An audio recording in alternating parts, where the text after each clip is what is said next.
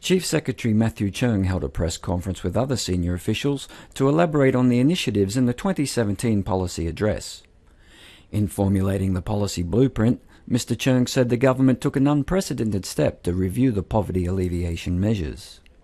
The plan we rolled out now on enhancing old age living allowance and so on and so forth must not be seen in isolation. The whole package has to be viewed holistically, globally, because it doesn't purely comprise cash allowance through an enhanced allowance and also through an additional allowance or higher allowance, but more importantly, medical services as well. Medical voucher will be extended down to the year 65, age 65. 400,000 elderly will benefit, and at the same time, we will be also extending the old age living allowance in Guangdong to Fujian as well. Now, all these have to be taken into account. This is the first time ever after the 1997 handover, the government really looked at the whole thing in a very serious fashion and in a comprehensive way.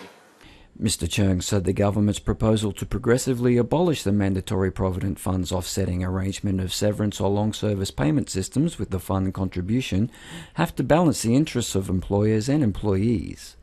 The 10-year transitional period provides a very important cushion and also a very important transition for employers to adjust to the new environment, and also for them to reorientate their own human resources policies if necessary. So it's a long breathing space, a long time then, before they really have to shoulder completely responsibility.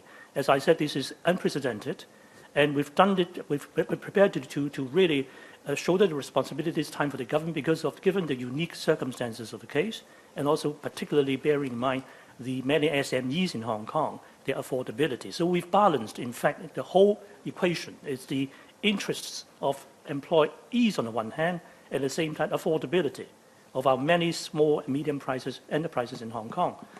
Apart from enhancing the current MPF system, the government's next target is to develop an electronic infrastructure, or eMPF.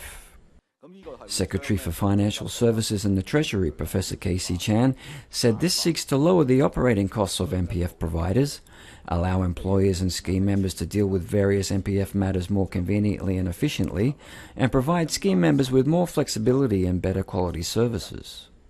Secretary for Food and Health, Dr. Ko Wing Man, elaborated on the measures in the medical field. He highlighted the provision of an additional $2 billion to the Hospital Authority in 2017-18, adding the government will increase regular funding to the authority to meet the challenges of an aging population and the public's rising expectations.